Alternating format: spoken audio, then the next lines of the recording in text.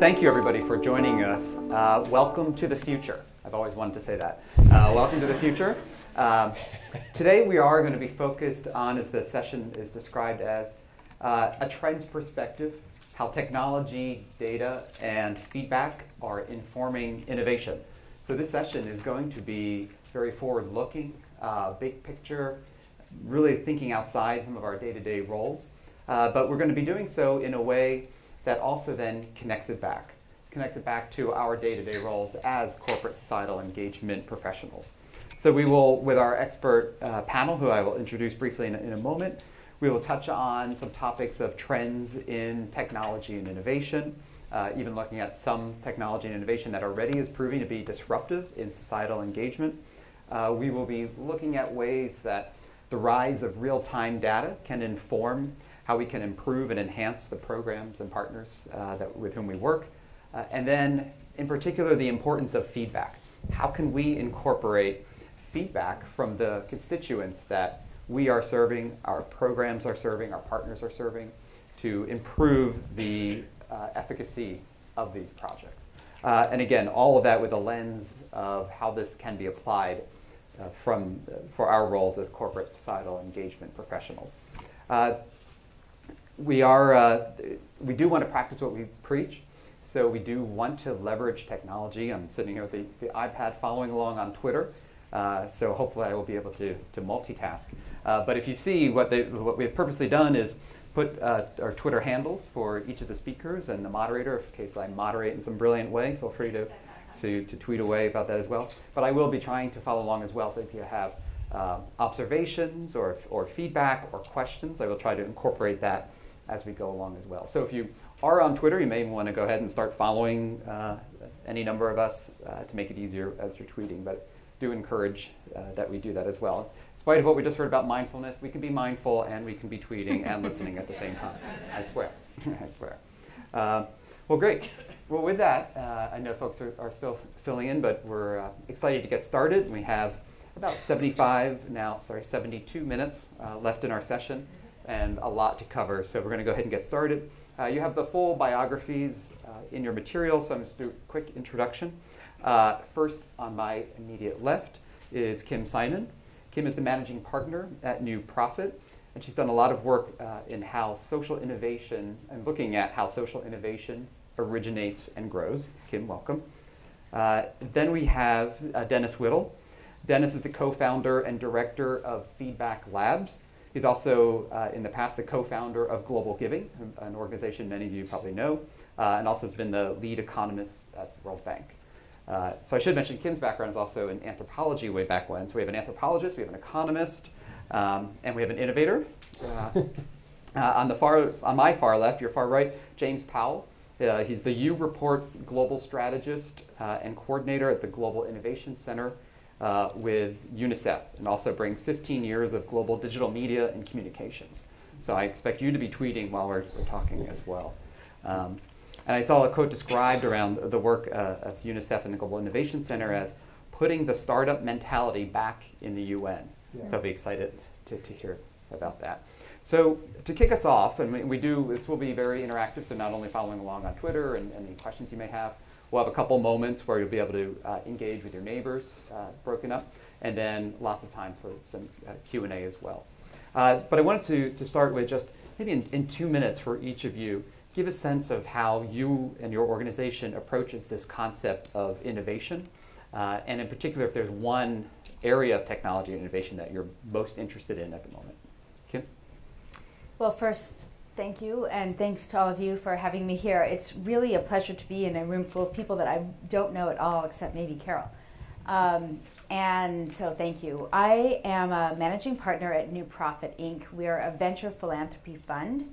We were started really as a response to the question that Dr. Cole asked earlier when she said, when I see interventions with my own eyes that work, I ask, why aren't they everywhere? Why aren't they in every school? And we were asking ourselves that about 17 years ago and thinking about the fact that we have remarkable innovations addressing all kinds of social problems all over the country, and yet somehow we just haven't figured out how to scale them. So that was what led us to create New Profit.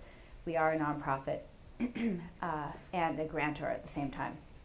And we're interested in a couple of kinds of innovation. One, we think about innovation as fundamentally efforts to make things work better. So novelty is not necessarily the name of the game, and in fact, so much of what we see are innovations that put things together that already existed, but in ways that work better. So a great program model for education, but with a much better distribution platform, or an amazing way of thinking about financing something in a corporate context that's worked only in a small scale before. Those are the kinds of things that we look at. When I think about technology and innovation, and really to me it gets back to the way we use data as a sector, I think about us having moved from using data to create proof to improvement and now to empowerment. And so when I think about the kinds of things that are most interesting to us now, it's really about the ways that we're seeing social sector organizations use data and technology to empower their constituents, the people who were thought of as clients or beneficiaries, but who they're now very much putting in charge of their own change. And we can talk more about that later. Great, thank you. Dennis? Nice to be here, and nice to be here with a legendary organization in the social sector. Seriously, what you all were created in the, what, 90s? We started about 17 years ago. About 17 years ago. And you really were an innovation at that time in the sector, so it's a pleasure to be here with you. I was at a conference the other day, and it was an unconference, which I thought was the stupidest thing I had ever heard. Anybody ever been to an unconference? So we go in, and they said there's different rules at this thing, that anybody can go into any room that they want to, talk about whatever they want to, and if they don't like it, they can just leave in the middle of a session. And I thought this was a terrible idea, because I had prepared a speech, and I was hoping people were going to sit there and listen to my wisdom. But instead, I went into this room, and there was just a bunch of people milling around, and I started talking, and a bunch of them kind of shrugged their shoulders and just walked out. And I was really upset. And then someone said to me, you know, why should people listen to things that they're not interested in, that don't address what they want to hear about? And I realized that I was being quite the hypocrite, because that's what I've been trying to do for the last 15 years or so myself. The first part of my career was at the World Bank, and we used to roll into villages, and people would say, "What are you doing with the bulldozers here?" And we would say, "Oh, we're here to build schools." And there would be silence, and they would say something like, well, the truth is we already have some schools. What we really need is a health clinic. And I even said to someone once, trust me, we've done the analysis. What you need are schools, and we're building schools. And I went back to see the people in that village a few years later, and I asked them how the school was doing, and they said, well, they didn't say anything. And I had to do a lot of anthropology to find out that the school roof was leaking and the teacher never showed up. And so Feedback Labs is about how you can change philanthropy and aid from being a top-down, expert-driven endeavor to an endeavor that asks just 3 questions. What do people want to make their lives better? In other words, what does the crowd want to hear about? Are we giving it to them? Are we talking about it? And if not, what should we do differently? 3 very simple questions. What do people want to make their lives better? Not what do we think they should get to make their lives better. Do they think they're getting it from us? Not do we think we are giving it to them? And if not, what should we do differently? So Feedback Labs is a network of currently 18 organizations that are trying to help foundations and aid agencies answer those 3 questions. So. Okay. Thanks, and thank you, Doug, for having us here today. Hi everyone, my name's James. So I work for the Global Innovation Centre at UNICEF, which just launched last week. Woohoo. But that doesn't mean that UNICEF has only been doing innovation for a week. We actually pride ourselves on being an innovative organisation. Over the last few years, we've been trying to make strides around how we use technology, specifically mobile phone-based technology, in solving problems. But I want to go back to something Doug mentioned about like this startup mentality before I talk about that, because I think it's really important. I think that what we're trying to do at UNICEF, just culturally, is embrace the philosophy of being able to take a risk without doing any harm, importantly. Take a risk without doing any harm and be willing to potentially fail in our first iteration, which isn't something UN agencies are always super comfortable with, nor the governments that support UN agencies. So the Innovation Centre and our Innovation Fund enables us to do that, and it's a public and private sector collaboration that helps us to take those risks. But I think that the most important piece of the way we approach innovation is that it starts at the ground up. All of the good innovative ideas and mobile technologies that we use have really started at a country level when it isn't a top-down approach, as my friend said. So what we do is we try to identify which of those programs can potentially work, we invest in them, we try to scale them, and if they fail, that's okay, and we keep iterating until we get it right. And we've been able to activate almost 1 million people across mobile technologies to find out what it is they need to get information from communities and from health workers and basically speed up that entire process. So how do we connect people? How do we get information from them? How do we make it all much faster than it has been before? And then how do we respond to it? Some of the big questions that we ask ourselves. Thanks. And James, you teed up the talking about mobile. And I'd be interested in the panel's thoughts on mobile as it's often been called the game changer, whether it's mobile as the platform, information services running on mobile, the pervasiveness of the handset, and the speed of which the adoption has really reached even to the most rural villages around the world. Is mobile a place that each of you are focused, or the people that you support and help enable? Is this really is already a game-changing platform for social impact? I'll just answer that. The mobile is radically changed voice, but I'll say voice in the world. Billions of people who formerly did not have voice, in other words, the ability to tell UNICEF or Global Giving or New Profit what they thought of things or what they wanted, they now have voice. I have to emphasize, it's not about smartphones and iPhones, it's about voice and text. Very low tech, handheld communications. So, and nobody's doing more of it than UNICEF. So I'll take that without any pressure whatsoever. So, I mean, yeah, you're exactly right. It's really about, look, social media in the West, you know, you connect, you express yourself, you want to be talking to other people. It's exactly the same, but with a basic phone. And when you start doing that at scale, you start getting a lot of data you can really use. So, for example, you know, whenever I go to a country office and we start talking about how we can activate a mobile-based program, the first thing people always says, well, do people have phones? You know, and you know, there's a lot of research out there, and it always surprises people when I tell them, if you look at the poorest 20% in sub-Saharan Africa, over half have access to a phone.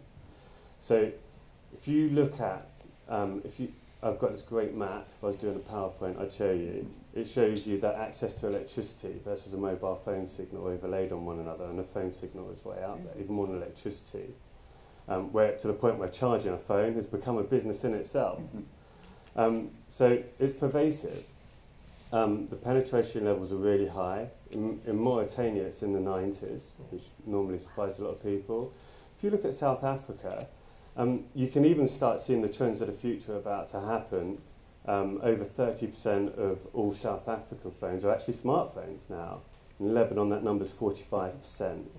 So what we try to do at UNICEF is, a few years ago we were thinking, mobile is obviously going to explode. Landlines, is a whole point of innovation that's been leapt across in some of the places we work.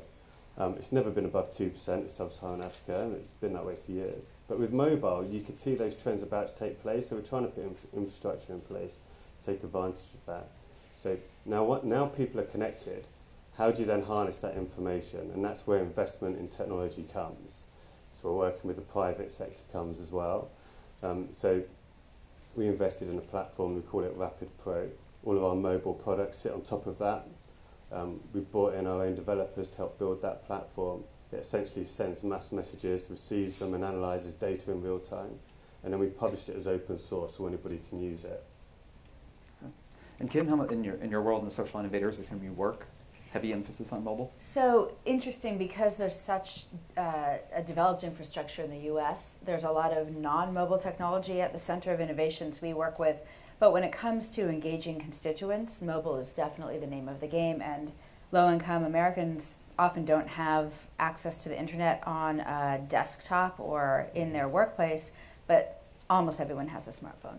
So it's the same story. And then a lot of you have talked about mobile as that platform. I give them a little bit of a plug. The GSMA has the Mobile for Development work that they've done. They've done a series of initiatives where mobile is at the center, but looking at value-added services that can really come about. They have a mobile agriculture program. They have mobile connected women program. They have mobile for the unbanked. That's one of Visa's focus areas. Where are you seeing some of the innovative work in this particular topic area of how mobile is making a difference? Maybe you can bring it to life with an example. Yeah, go ahead. No, yeah, sure. I'll give it a shot. Actually, I'll use an example from where we worked with your friends at the bank. So we're seeing, there's different stakeholders when it comes to mobile, but let's talk about citizens for a moment. You know, you can, once you connect people with and provide this voice, right? It's basically a conduit of voice is what you're providing. Once you open that up, the demand is there. Like people join, they'll register, they'll participate. That bit's not the problem. What you need to be able to then do is work out how to engage, keep people interested, and provide results at the end of the day. Like just having the system itself isn't a solution. One of the examples we did with the bank, actually, the World Bank, which is in Uganda, was there was a situation where there was a crop disease called banana bacterial wilt that was sweeping across the nation. And it had a very easy fix, but not a lot of people knew what the fix was. And it was simply that you just have to cut the disease out of the root and discard that plant, but it spread fast. So what we did was we already had about 50,000 people in our program at the time, all registered. We asked them who were farmers, they identified themselves. Once we knew who we were talking to, we gave them information from the bank on how to combat this disease, and helped spread what really falls into the category of like valuable information, you know, which is a primary purpose of mobile, providing in one way valuable information out. Second way is getting that valuable information back. Is this information any use? Is that school being built, right? Yes or no? And understanding this in real time helps us improve accountability of our own programs at UNICEF, but also our partners' programs and other people that we work with. And it's all based on like this crowdsourced approach of putting the power in people's hands through their phone and putting them in a situation where we're talking about community-led development. Based on your input and your feedback, we can then respond and hopefully improve the circumstances with which you live. Quick audience poll question. How many people are supporting programs, either you're doing them yourselves or partners that you're funding, involving mobile technology in some way as part of the solution delivery? Yeah. A fair amount, probably 75-ish%. Scientifically accurate, 75%. I counted, did the math. Other examples that you're seeing in the specific uses of mobile? Yeah, there's so many interesting ones that are coming down, but I want to emphasize one thing, just following up on what James said, that in the past, at least in my world, which is international development, communications has been one way. It's been radio, television, speeches, or sometimes workers would go to people's houses and give them things. The difference here is it's two-way. Mm-hmm. It's gone from being communications, meaning outbound, to two-way conversation. And I can't emphasize how radically this, I believe, is changing everything. Everything. In commercial business, you put a product into the market And you very rapidly hear back from people whether they like it or not, because if they do, they buy it, and if they don't buy it. And so you have sales figures. In aid and philanthropy, you don't have sales figures until now. And I think that this mobile technology is enabling customers to say whether they like something or not. One quick example that takes my breath away still is that Feedback Labs members have done is we tried to see whether it were possible in the poorest countries in the world to use mobile technology to find out what people care about in their daily lives. And so we got a Ghanaian company, this company's out of Ghana, to do voice surveys of people in Zambia, Zimbabwe, Haiti, and Afghanistan. These are among the poorest countries in the world. And because of the pervasiveness of the handheld, we were able to get results that were representative of the entire population to a plus or minus very similar to a Gallup poll. And because of the technology, we could do it 100 times cheaper, maybe 1,000 times cheaper, but at least 100 times cheaper, and get the results back 10 times faster. So I come out of a world where we used to do these long, laborious surveys, and you analyze them, and by the time you get finished analyzing them, the people you're trying to help have already moved on or died or whatever. This is allowing you to do it very rapidly, getting the results back instantly, not quite instantly, but almost instantly, and then spend your effort sitting around talking about, oh God, that's what they think of what we're doing. What should we do differently based on that? So 100 times cheaper, 10 times faster, anywhere in the world. And it is the same, you know, it is the same way of looking at it in terms of like the customer service. It's about service, especially in international development. If you can, to put a bit more meat on the bones of that, if you have a program in the field and you're delivering health services, for example, like UNICEF will do, maybe it's free HIV/AIDS testing, birth certificates for under 5s, deworming, vitamin supplements, all these things, and you're doing it, over, let's say, over a 6-week period, you need to know where it's effective and where it isn't being effective. First of all, are these the right services? Are people getting access to them? If they're not, why not? Using this technology, you're able to find out pretty quickly. First of all, you can make people aware that it's happening. There are these services happening in your community this weekend. This is where you go to get them. Then you can say to people, if you have any problems accessing them, let us know. And you have people there getting ready to support. And then afterwards, you can say, how would you improve this service? And rather than it taking 6 months, a consultant goes out, writes a paper, publishes it, by which time everything's finished. Right. By the next weekend, you're already responding to problems, identifying things like a broken printer and stuff like this. Small things make a big difference. Oh yeah, huge difference. Yeah. I'd love to share a couple US-based examples that are fundamentally indicating the same kinds of things.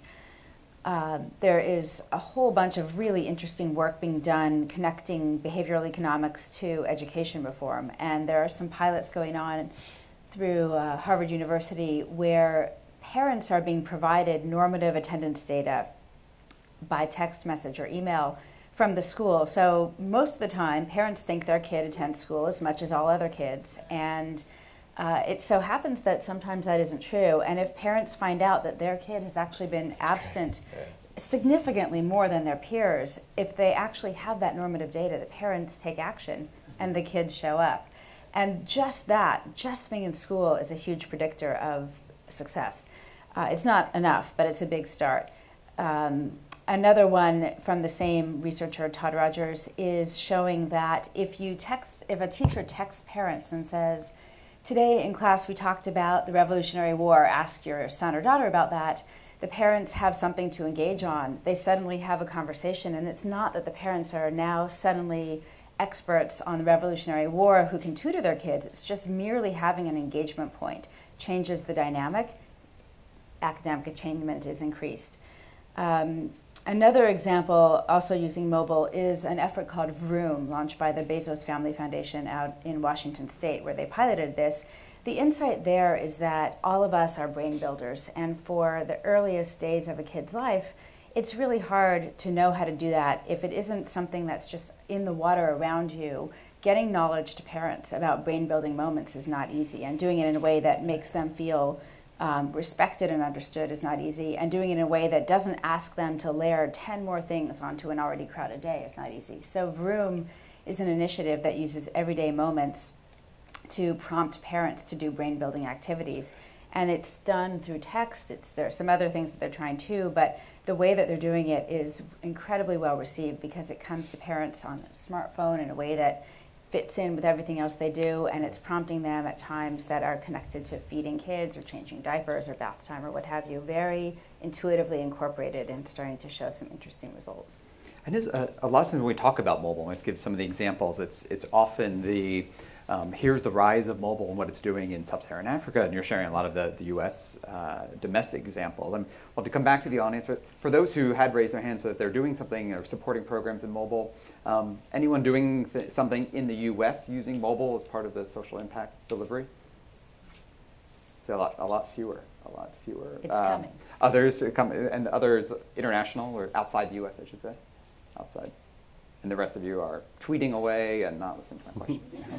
No, I'm following along. Good. I think where a lot of people have really picked up from some of the tweets I've seen are picking up on that notion of voice that we've talked about a couple times.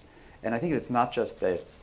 I certainly did not mean to just literally voice, although voice and text is a lot of the services, but really giving voice. Can we talk about a little bit further on the importance of that, of what we're seeing, again, whether it is overseas or in the U.S., that notion, that concept of giving voice to the underserved? Well, it's, in some ways it's very simple, and in other ways it's very profound. All of us are here, presumably, because we're hoping to help make people's lives better. And yet the structure of what we do in the past, and I'm not blaming, I've been part of it, we've all been part of it, but the structure has been to believe that we know what's best, or that it's obvious what's best, and therefore we just deliver it. And the simple yet profound meaning of voice is just asking people, what do you care about most to make your life better and those of your kids better? What's important to you? Not what's important to us, what's important to you. And when you ask people this, at least in my experience, it's so liberating to people because they believe they're equal partners. They believe they have some power in this. They believe that they matter. And it's so ironic that the structure of our sector has, in some ways, depersonified the people we're trying to help. So I think of voice as just being about a conversation. It's like, let's talk. We're equals. We're talking about this, as opposed to it's me, the World Bank expert, telling you what the education you need or whatever. So very simple and yet very profound. I think, James, can you talk a little bit about the U-Report effort and what that is of UNICEF? Because I think that ties in very nicely here. Sure. So the U-Report program began in 2011 as it's a voice-based program. The tagline is "Voice Matters," and it was a chance for young people to talk about things that they cared about, and then it was a chance for us to take that information and amplify that voice. It's based on the theory of change that 10 voices is louder than 1, 100,000 is louder, 1 million is you can't ignore. So, young people want to speak out on issues. We've seen that all over the world, and you'll do well to listen to what they have to say. So using this technology, we were able to set up the U-Report program. It scaled really quickly as soon as we started it. In that country, there's 300,000 members today. It is almost 750,000 total now. It grew 20,000 in the last week. It's in 15 countries, and we can get this program up and running in about 3 to 4 weeks. It used to take us like months. Yeah. Right? So the technology has become scalable as well.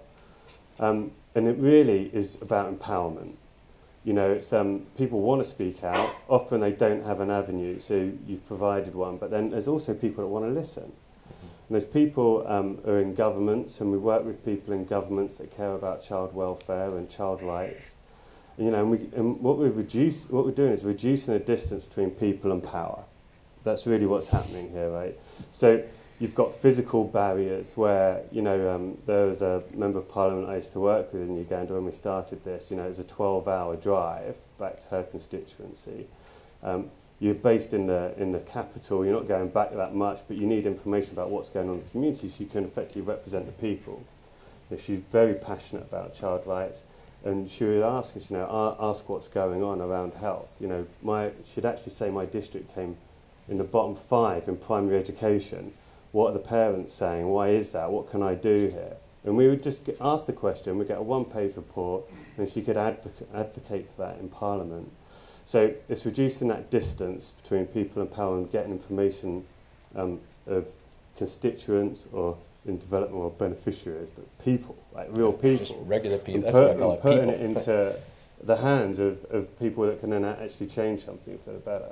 So what UNICEF does is we really provide that middle ground, and then it's really up for the people in power to listen and the young people to speak out. Yeah, I love that notion of that, reducing the distance between voice and power. So that ties back to the concept of speaking truth to power. And here now you have a platform to do exactly that for people who never have had that platform before.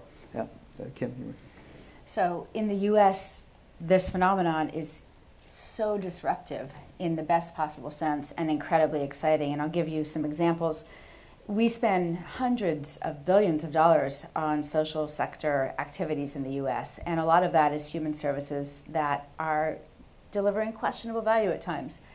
There's a man named Mauricio Lim Miller who spent decades running a huge human services agency in San Francisco and ultimately came to believe he had little to no impact. And he had a chance to kind of reboot his approach when the governor of California approached him and said, what would you do differently? And what he thought about was the reality that he experienced through his own mother, who was an immigrant to the US, and he saw the way that this immigrant community came together, helped each other, set goals together, found ways to leverage resources for each other, and moved out of poverty rapidly and in many cases permanently.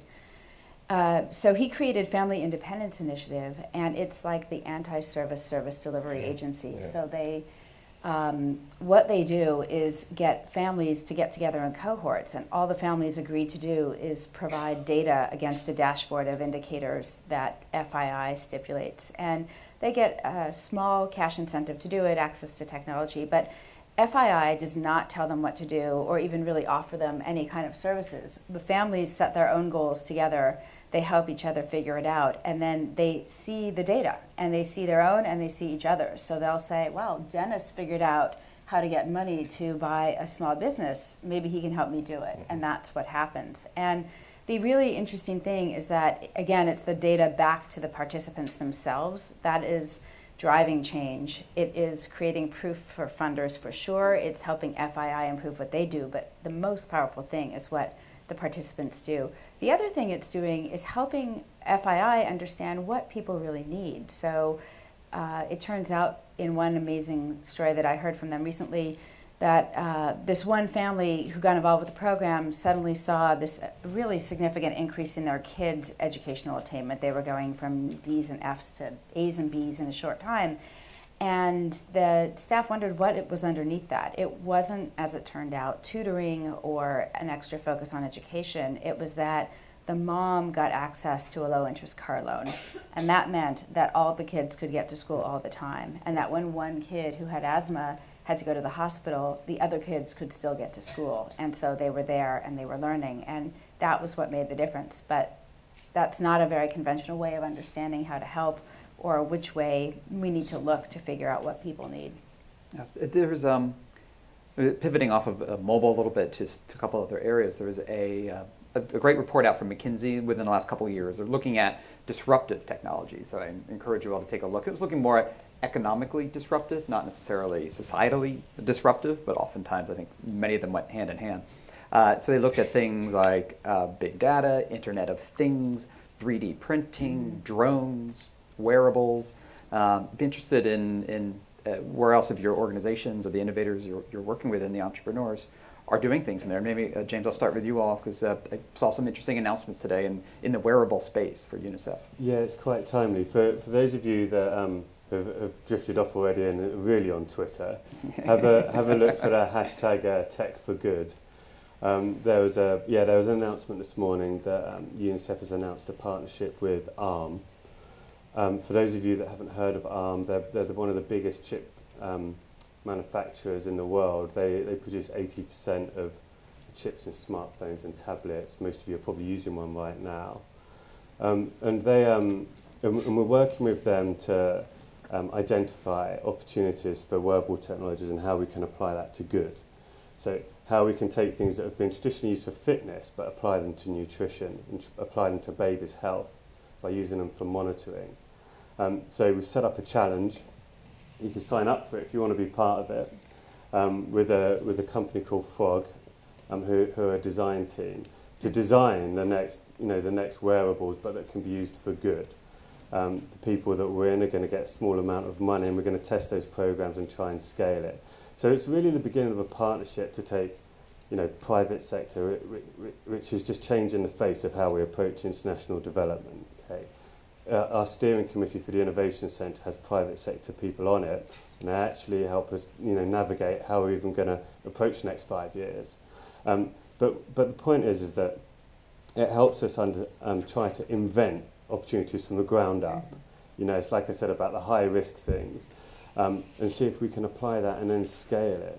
So it's about mobilising a lot of people, bringing in the right partners and technology, and then trying to get lots of participation to see if we can uncover some really useful applications of that. I think one example I'm sure whose program it was that I was reading up on a bit on wearables is being able to have a medical device stored that babies would actually be wearing that had their vaccination records and actually was even doing real-time reporting out of it in order to get data on what the vaccinations are like and how their health records in some very rural areas. And even detecting pneumonia, right, which is a huge killer of children under 5.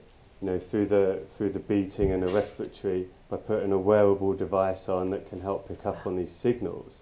I mean, that's really where we're going with this. The reality is, right, while we talk about all the innovation and everything, is that 17,000 children die every day of things that are preventable if we can just detect them in time. So part of it is the information. Again, it's getting back to how do we get the information, how do we get it quickly so we can respond to it, and that's where this kind of thing comes in. And I want to just elaborate on that by saying by talking about what Kim said, is that we think that this information is going to go up to the top somewhere, which is going to tell people what to do. And in some cases, you have some of that in public health. But even in the Ebola crisis, the most important communications that were taking place were laterally, between villages trying to figure out what was working, what wasn't, what taboos needed to be addressed, and et cetera. And the Family Independence Initiative that you all support, New Profit supports them, and others like Lyft and others that are doing this in inner city United States, are finding great power in what Global Giving is calling information is power. So it's providing information to people in groups and letting them talk about how to make sense of that information themselves. It's not the doctor, always the doctor telling people what to do. It's the community talking amongst themselves about whether they need a low-interest car loan or whether the way to deal with pneumonia is through, better covers or better ventilation or something like that, in addition to the medicines they might need. So a lot of the promise of the data that's coming out of wearables and of tech is in this conversation within the communities themselves. It's a completely different mindset. So it's disruptive in 3 different ways, I think. And one is disruptive in the relationship between foundations and aid agencies and communities. It's actually disruptive within aid agencies. I mean, you see this type of innovation because it's not the old guys coming up with this stuff at UNICEF, I bet. It's more the younger guys. It's a mix. It's a mix. But it really is disruptive, right? Because once you can get that information, you need to be taking that into account into all your programming. Right. But then, I mean, Ebola is a great example, right? Because it also can highlight how these networks can be a conduit of bad information. Exactly, yeah. Because in Nigeria, one of the rumours that went wild was that salt could cure Ebola. And that just went viral. And people are drinking salt water and getting sick, bathing in salt. The price of salt went through the roof. So it's actually quite interesting, how that can happen. And at the same time, UNICEF, we had tens of thousands of people in our program, so we were pushing out drastically. This is a false rumor, completely ignore it. These are the 3 ways to protect yourself from Ebola. But it is quite interesting that for things that, can do bad, can also do good. It depends how they're being used and applied. Yeah. I think it'd be interesting to do is also take a minute. This is going to be our audience moment. You're going to get to know your neighbor for 2 minutes. The first minute, one person's going to share anything that you're doing in technology and innovation. The second minute, you're going to reverse it, and the other person will share. So we're going to have 2 minutes just to share if you're using technology and innovation in something that you are funding, your partners are funding. We'll share that, and then we'll come back in 2 minutes. This is your 2-minute commercial break. That's such a great point about the Ebola example. Yeah, I was just doing I don't think we talk about 3 that. weeks ago. I was talking to one of the drivers, and he was like, how did that really get out there? And the driver had his wife phone him up saying, I'm going to go and get some salt right now. And he's like, no, don't do it. The doctors at UNICEF saying, absolutely don't do that. Right. Yeah, it's... One of the things that some of our organizations were doing there is they were able Still live.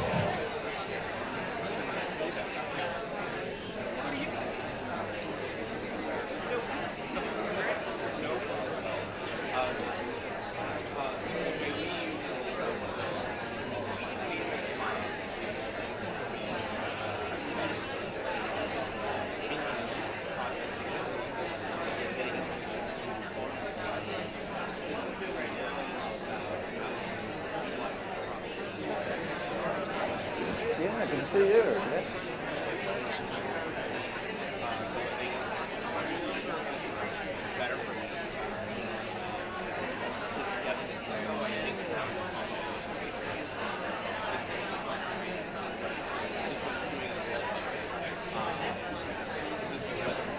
Okay, you should be switching. That was 1 minute. Now the other person should be talking.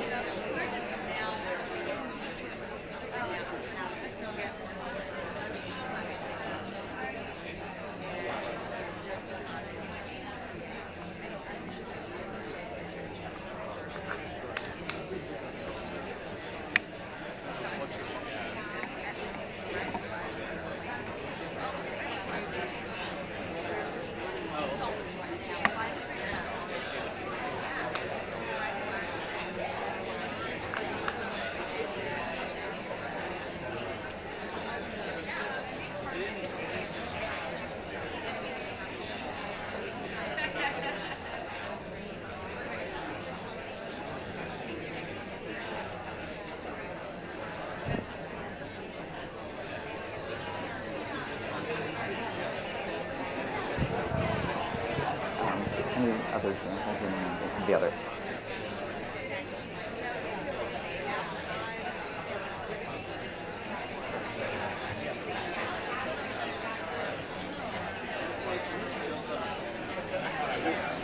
Okay. We're going to, the danger of this is always not getting your audience back with you ever again. So we're going to come back. I think I have microphone runners somewhere. Where are my microphone? I see hands pointing, but I'm not sure. Okay, there's at least one microphone. Is there another microphone around? We'd love to hear a couple quick examples of something that you learned from your neighbor that you think is innovative. Or you can share your own if you want, or pretend it was what your neighbor said, but really talk about yourself. So let's get just a couple quick examples of something innovative that was just shared that you're hearing. Do I have I got a microphone there? I got one there. I'm going to call. I know a number of you, so I'm going to call on you if I don't get some volunteers here. I got a good in the back. Hi, I'm Michael Haberman from JP Morgan Chase. How are you? So we're doing a lot using technology around financial capability. We just launched something called the Financial Solutions Lab, which, as I was explaining to my new friend Jennifer, although low-income people ideally need more money, you also find that they can use help better managing the resources that they have. And we think that there's a lot of technology solutions using behavioral economics. So we just launched a huge initiative called the Financial Solutions Lab, which is sort of an X Prize, where we invited people to propose solutions that, this first one was around household liquidity, and sort of some solutions like when you get that extra paycheck, because you get paid every Friday, what happens to that money? Can you automatically put that into an account so it gets spread out over the year, or what do you do with your tax return? And so we have, I think the finalists were just selected last week, and we hope this will really move forward the use of technology around helping people better managing the limited resources that they have. Great. Thank you for sharing. Great seeing. I thought I saw another hand in this vicinity. Okay, how about over here? I see one way in the back. Hello, my name is Jessica Thorpe and I am with Verizon. I guess this will be my moment of a shameless plug and talking about an innovative way that we are using technology. So one of our main philanthropic focuses is domestic violence prevention and awareness, and we are using mobile technology in, I think, a very innovative way. We collect old phones, batteries, chargers, accessories, and we turn them into funding for domestic violence organizations nationwide. And we also donate phones to shelters for use by victims and survivors, complete with service and data. So although we're not implementing innovative technological solutions in that perspective, we are finding innovative ways to kind of turn old devices into support for domestic violence. So if you have an old phone, please feel free to take it to a Verizon Wireless store and donate to the Hopeline program. Thank you. Thank you. That's good, and thank you for sharing that. It's such an important focus and program to do. One more example, and then we'll come back to my panel. We got one. Hi, Doug. Diane Melly. I'll report on my colleague, Christina Kloberdans from IBM. I also happen to be from IBM. But I think I really appreciate the comments of the panel here. And I think we're plugging in, and this is moving so quickly. One example is we built a citizen engagement platform, a mobile platform in Sierra Leone to hit on exactly what you were saying, Dennis, for the villagers to report on the progress of the disease and the Ebola outbreak. So creating an open government platform there locally and establishing a communication vehicle that can be used for future medical and disease outbreaks as well. So really kind of leapfrogging and looking to create solutions, to your point, Kim, that can then be scaled, proven out in other parts of the world. We have many, many examples, but that one just really seemed relevant with some of the remarks that you've made. That's right. And if you don't know Diane and her colleague, find them at a break, because IBM's doing amazing things using technology throughout social impact goals. Any others? And how many represent companies who are literally would be classified as in the information communications technology industry? Wow. Okay, many here. I see Google up front. And how many people, though, are at companies that may not be in that industry, but almost everybody's in tech these days? And how much is tech and innovation a focus for your company? Not in your social impact, but in delivery and how you're evolving your business. So many of you. So I think there's such a rise. And Kim, there's a couple more examples that you wanted to share around other innovative ways, that areas of tech and innovation. In the meantime, if you did have a great example from your peer but you didn't raise your hand, tweet it out, and that way we can all learn that way. So I'll stick to one for the moment. There is an organization called Donors Choose. I bet a lot of people here have heard about it. It's been around for a long time, about 15 years, I think. Started by a guy named Charles Best, who was a teacher in the Bronx, and realized that teachers didn't have access to materials and supplies and resources to do projects and field trips and so forth. That's great, but to me, that's kind of old news. And also, I always get this kind of nagging feeling like, gosh, isn't that just enabling a broken system to stay broken? Not that you don't want those teachers and kids to get the resources, but can we do more? And what I heard from Charles recently was that now that they've been doing this for so long, they have extraordinary data on what teachers want and need all over the country that they're able to leverage in all sorts of ways. So that's one thing that's profoundly different, that's starting to have an effect. And the other thing, which I love too, is another disruptive idea. Right now, most procurement decisions are made through school districts, and there are multiple layers of bureaucracy they have to go through, and teachers' particular interests and needs can often get lost from the equation altogether. And what Donors Choose is now doing with their kind of installed base of teachers and schools, 61,000 of them across the country, 61,000 schools across the country, and many more teachers, they are finding ways to take innovations in education and get them direct to teachers to do market testing. So teachers can now look at base of innovations that otherwise they would never have access to, try them out, provide feedback to the innovator, and create a kind of virtuous feedback loop there that completely takes the district out of the purchasing decision, which means it can be faster, more customized, and much more rapid learning for both the teachers and the innovators about what they're trying to do.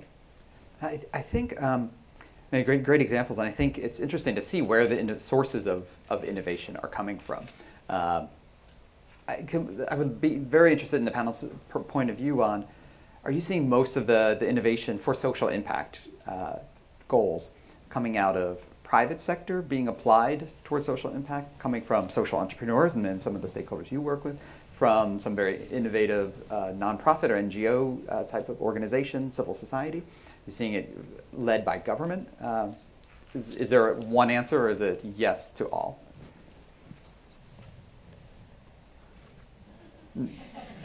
I stumped the panel. I'll take it, even though I don't know how to answer it. I think that the easy answer is it is a bit of everybody. I think the tough bit is just understanding what's going on in the ecosystem. Right? No one has a divine right on innovation. I work for something called the Global Innovation Centre. That doesn't mean that I'm one of the only people in UNICEF doing innovative work. In fact, it's happening everywhere. So I think what we're seeing is that it can come from any country office. We've mapped over 300 different projects that we would define as innovative, which means to us, basically, someone doing something new or different that creates some kind of concrete positive value. So it's being able to identify them in the first place and then being able to put the resources behind it to scale, which is your next challenge. One thing what you made me think of is the cost of innovation has plummeted. The capital cost of innovation has plummeted. And there's a premium now on innovation just coming through thinking differently. So I was talking with someone earlier about when SurveyMonkey came into being. It used to be that you had to spend how much money getting commissioning surveys and all this stuff, and SurveyMonkey came on the scene and suddenly it was free. And so, but there was a lag before people started using it.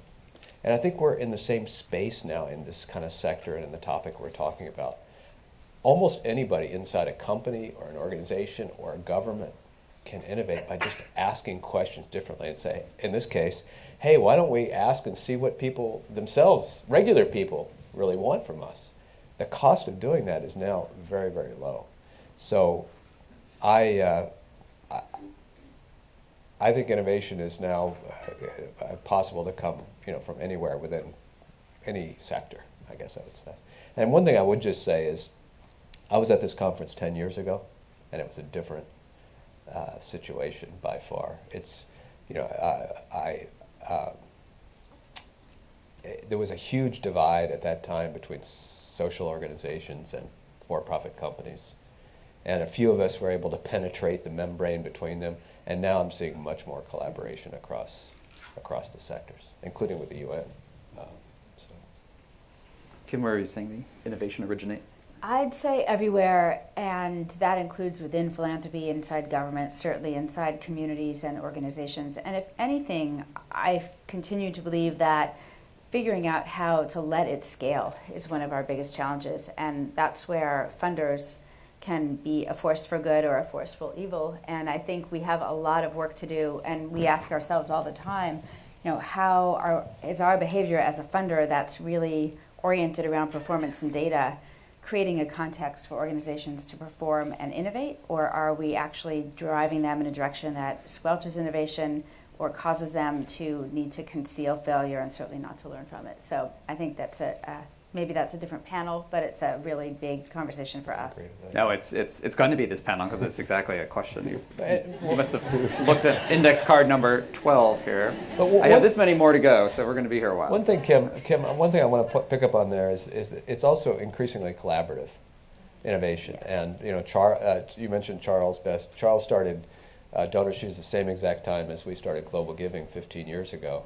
And over the years, there's been so many things that we've done together, pushing each other, helping each other. And in my current startup, Feedback Labs, that's been funded by 8 foundations working together, not co-funding together, not just co-funding, but actually working together and trying to figure out some of the things you're talking about. So Hewlett and Ford and Packard and JPB and Rita Allen Foundation and Kellogg and on, LiquidNet, they're all getting together as funders and not just putting money in the pot, but struggling with some of the things you're talking about. And it's really interesting because there's only a few cases where people will be able to do it alone. In more cases, it'll be Maurice Lynn Miller working with Lyft, working with funders, et cetera. So, yeah, please. I'd just briefly like to respond to that. That is great and exciting, and I would say that that is true now in a completely cross-sector way as well. mm-hmm. So, I mean, for New Profit, it's also true. When we started, we raised money from high net worth individuals. We funded social entrepreneurs. We helped them grow their organizations, oftentimes do policy work as well. What's changed for us is that now we're trying to build communities of collaborators, right. and they're cross-sector, cross-silo, cross everything.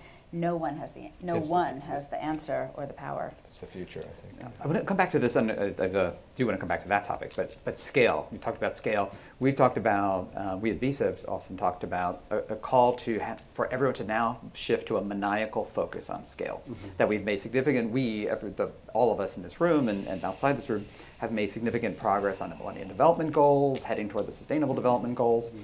and yet there are still hundreds of millions, billions of individuals who are living in poverty, and in various other issues that are still prevalent.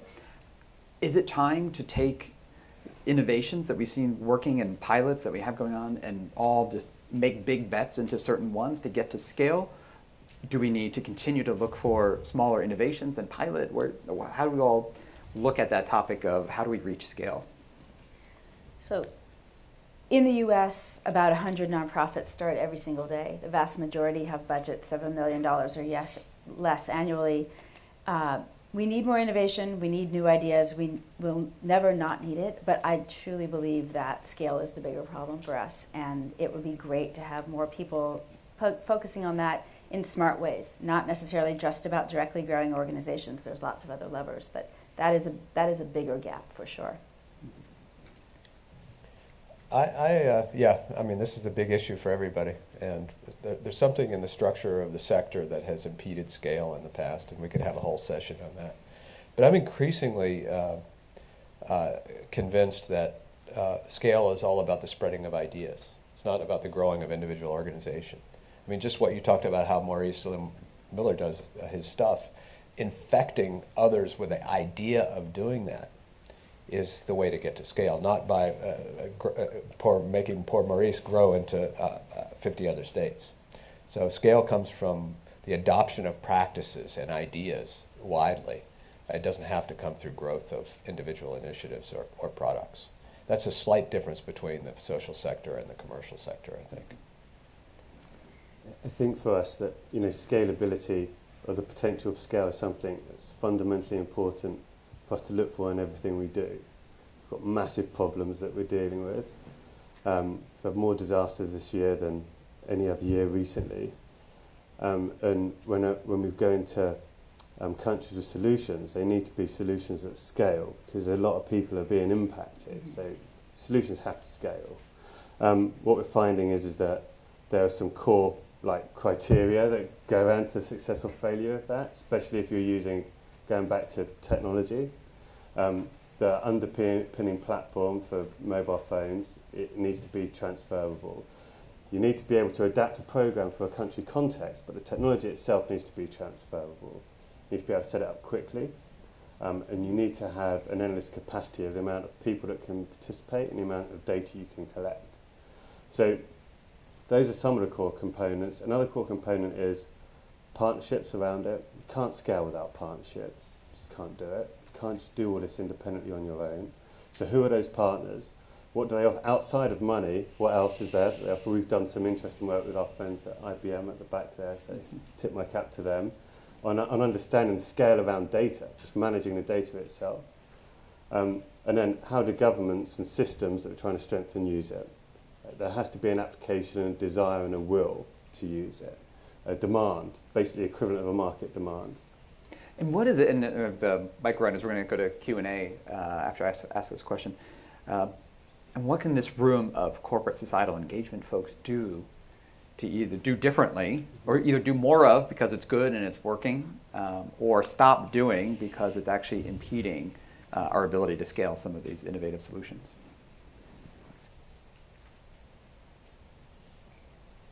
Who wants All right, it? I have a Kim, couple. Kim looks. So I think there are two big things. One is that in the social sector in the US, there is a new generation of leaders who are starting with technology innovations at the center. And that's great, but that's not the whole story. Relationships are still a huge piece of the equation. And also, there are a lot of existing models that are driving a ton of impact, but that need help with technology and innovation strategies inside the organization. And I would say that corporate America has got incredible assets and experience, and their nonprofit partners could tremendously benefit from finding a corporation that's got a similar kind of problem and a tech solution that could be adapted for them. So that, think about what you have to offer at a very sort of deep strategic level beyond employee engagement in a lot of traditional ways. And the other is, to the point I was making a little bit earlier, to be really thoughtful about what you're looking for in the way of evidence of impact, data and results, and make sure that when you're asking for that, which you probably are because it is the right thing to do, that it's aligned with what organizations actually need to learn and perform, and not at cross purposes, which it easily can be, with no malintention. Yeah, boy, I agree with that last part especially. It's critical. I maybe the best thing is helping social enterprises and organizations focus on the customer. So what companies do, you're successful companies because your company has the DNA of focusing on the customer. If you didn't, you wouldn't be here. And it's interesting how difficult of a challenge that is for a lot of social organizations. And so I wonder if one thing you could do is just help them with that. How do you find out what people want, whether you're giving it to them, and then how do you iterate as rapidly as possible in your product cycle? And just get organizations to think like this. And to understand it's okay, you guys put out a lot of products that don't work. That's normal. We don't like it, everybody hates it, but it's normal. And you just got to stop producing that thing and start producing something else. And so maybe one thing companies could do is help social organizations get into that kind of mentality and that rhythm. I think there's a number of things. Yeah, money's an obvious one. Outside of that, there's a hell of a lot of resource and talent that can be tapped into and used in other ways. You know, especially in the technological world, and support that can come from that. Application of your products and services to social problems.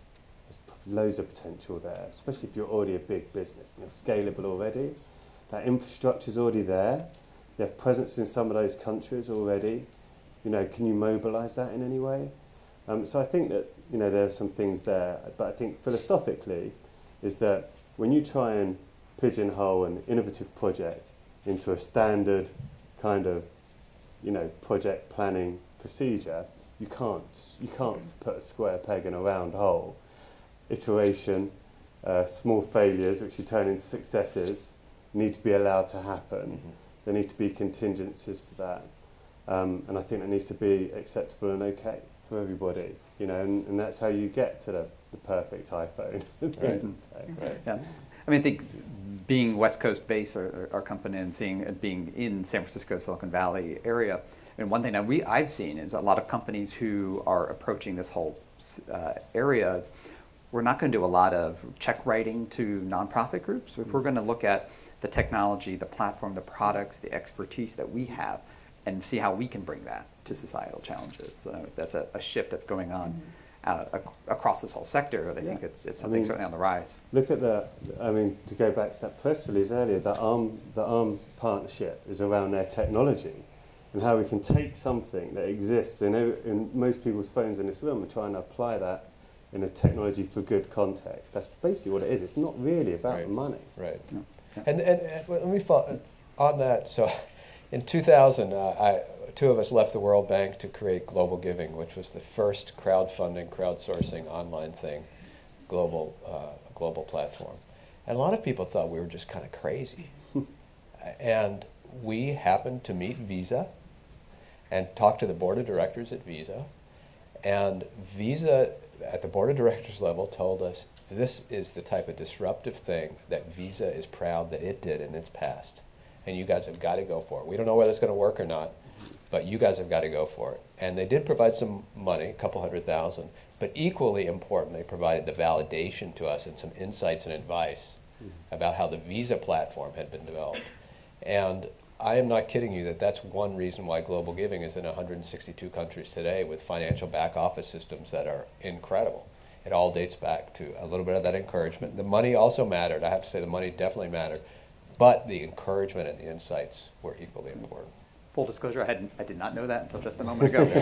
I did not plant that. Or, I don't think you were there yet. I was not there. We were before we were even public. Okay, questions?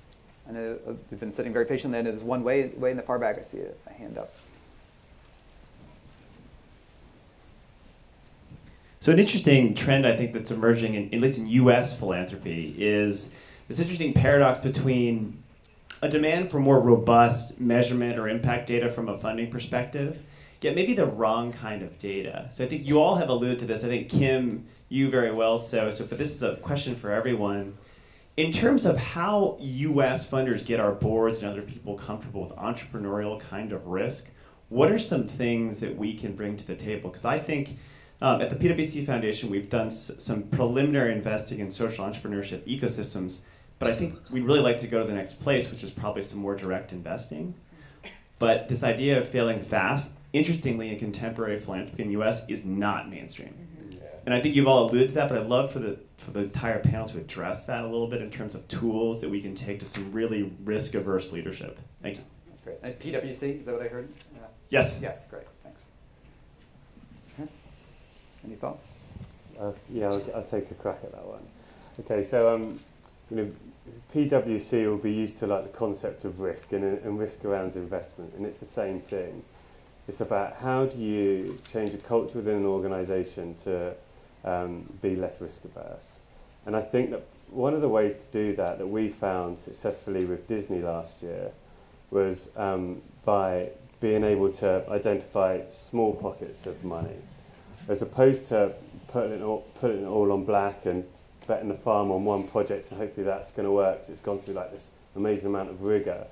Can you break down those investments for seed funding, for almost a startup mentality from these big organisations, and try and identify small projects, but you're diversifying your risk because you're investing in a few of them rather than just putting it all on black, and then you've got a chance of success. And then I think the last point is defining success.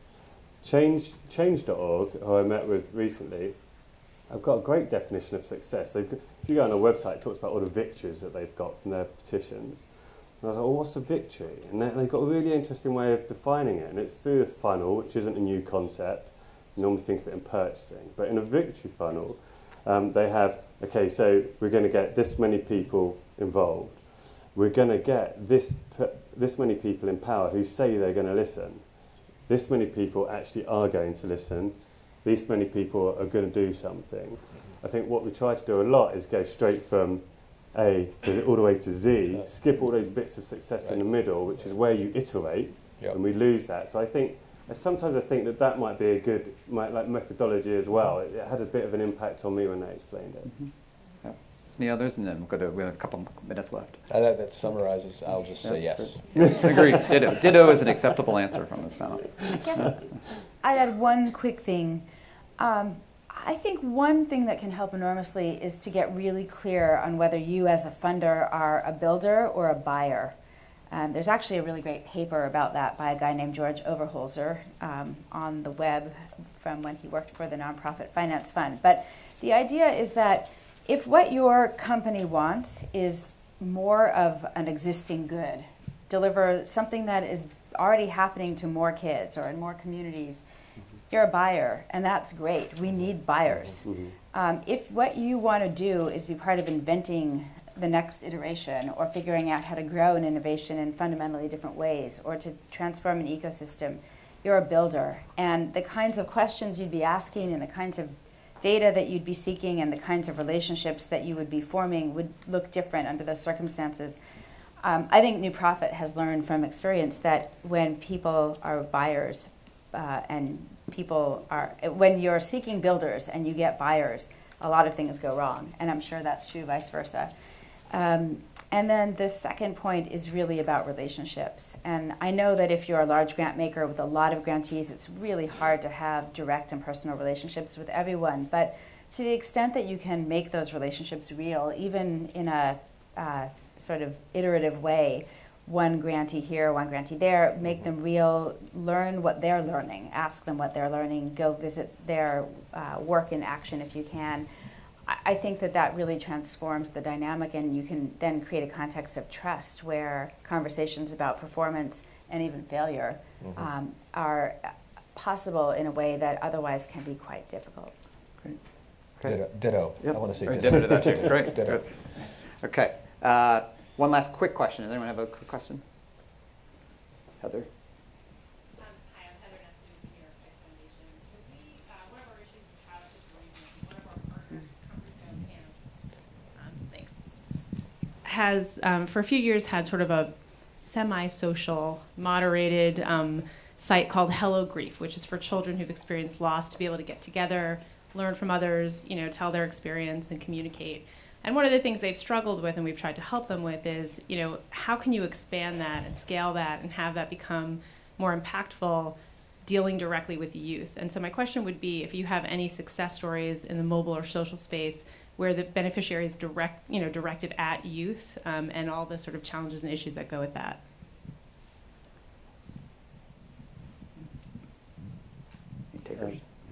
I'll take a quick crack at it. So the U-Report program is primarily directed at youth, and getting people to sign up to it's not a problem. People will do that, but keeping people engaged is all about value exchange. So what are they getting back from that service, and is it what they expected? For us, that's about seeing change in the community. People need to see change. They need to feel empowered. If they don't, then they leave, and they can leave at any time. So I think it's just about what are they getting back from it. Great. Well, I think something that we've both touched on in this panel, and also from some of the tweets where I was seeing a lot of pickup and attention, is really looking at some of these innovative technologies. Mobile, of course, but even looking forward, some of the use of wearables. A lot of people really reacted to not even seeing the use of wearable technology. One thing I was going to mention that didn't come up was even drones. I mean, there was a project that the UAE government funded, I believe it was their government that funded, Drones for Good. I think we all think of drones and has a certain connotation of what drones are used for. This was looking at doing wildlife mapping in the country, in the UAE.